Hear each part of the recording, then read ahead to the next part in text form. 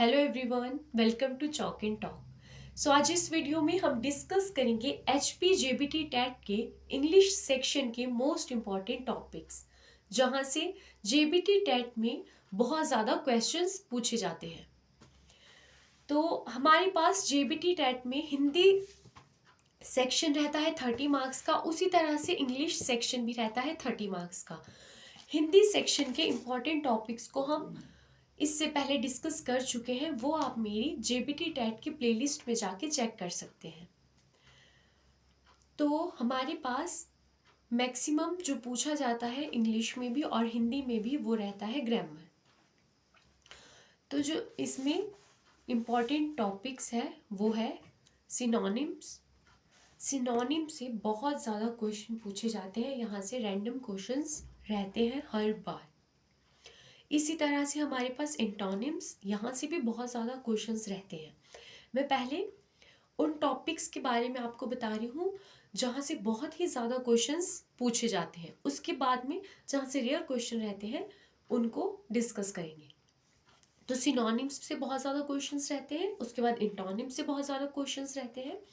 इसी तरह से हमारे ईडियम्स है, यहाँ से भी बहुत ज़्यादा क्वेश्चन हर बार पूछे जाते हैं, 5-6 क्वेश्चन तक भी देखने को मिला है। उसके बाद है फ्रेजेस। तो फ्रेजेस से भी हम बहुत ज़्यादा क्वेश्चन रहते हैं। इसी तरह से आता है चेंज द वॉइस।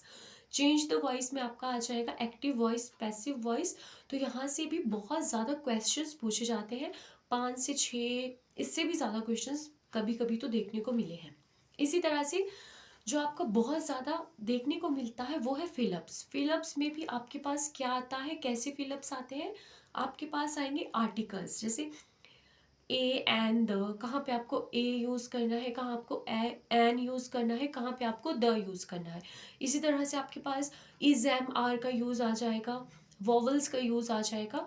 इस तरह के फिलअप्स आपके पास बहुत ज़्यादा आते हैं। और इन ऑन, कहाँ इन आपको लगाना है, कहाँ ऑन लगाना है, ये वाले आपको जो फिलअप्स होते हैं इनकी बहुत ज़्यादा प्रैक्टिस करनी है। फिर आपके पास आ जाता है ऑपोजिट वर्ड्स। ऑपोजिट वर्ड्स से भी क्वेश्चन 2, 3, 4 इतने क्वेश्चंस हर बार देखने को मिलते ही हैं। तो opposite words in same way आपको सेम वर्ड्स, अगर आप ऑपोजिट वर्ड्स कर रहे हो साथ साथ में ही आप नेक्स्ट कंसेप्ट अपना ऑपोजिट वर्ड्स के साथ सेम वर्ड्स कर लो। फिर आ जाता है आपका वन वर्ड सब्सटीट्यूशन। तो वन वर्ड सब्सटीट्यूशन से भी हमारा कोई भी कम्पिटिटिव एग्जाम हो क्वेश्चन रहते ही रहते हैं। इसी तरह से जेबीटी टैट में भी हमारे बहुत ज़्यादा क्वेश्चंस रहते हैं। इसके बाद बात करें तो करेक्टली स्पेल्ड वर्ड्स, आपके पास कोई ऐसे वर्ड्स दे रखे हैं जिनकी स्पेलिंग सही नहीं है, लेकिन उन ऑप्शंस में से आपके पास एक वर्ड ऐसा है जो करेक्टली स्पेल्ड है, तो आपको वो चूज़ करना है।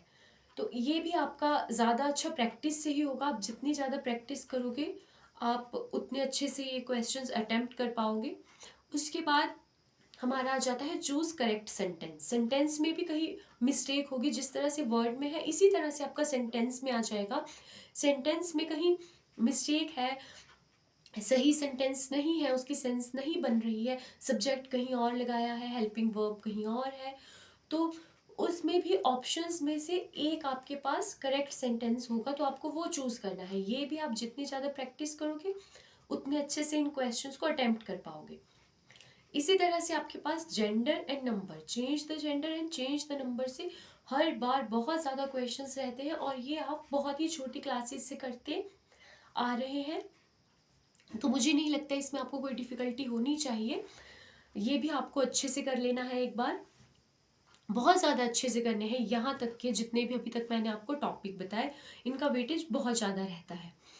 अब बात करते हैं उन टॉपिक की जहाँ से क्वेश्चन आते हैं कि बहुत ज़्यादा नहीं आते, लेकिन आते हैं, तो आप इन टॉपिक्स को भी स्किप नहीं कर सकते, ये भी आपको अच्छे से करने हैं।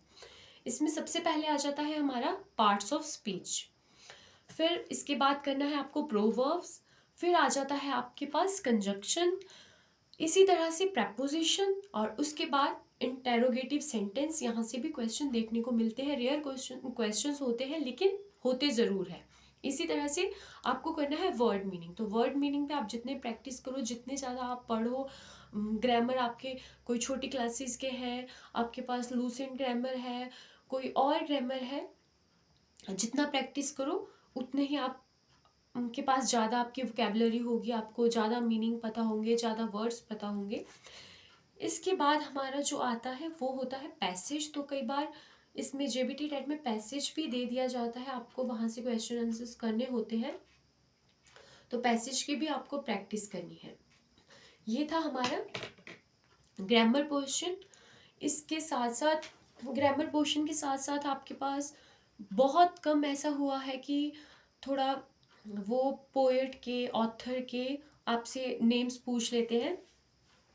हर बार नहीं होता है, लेकिन कभी कभी होता है कि आपसे कोई बहुत ज़्यादा फेमस ऑथर है, बहुत ज़्यादा फेमस कोई पोएट है, उनकी कोई पोइट्री है, उसके बारे में क्वेश्चन डाल दिया जाता है।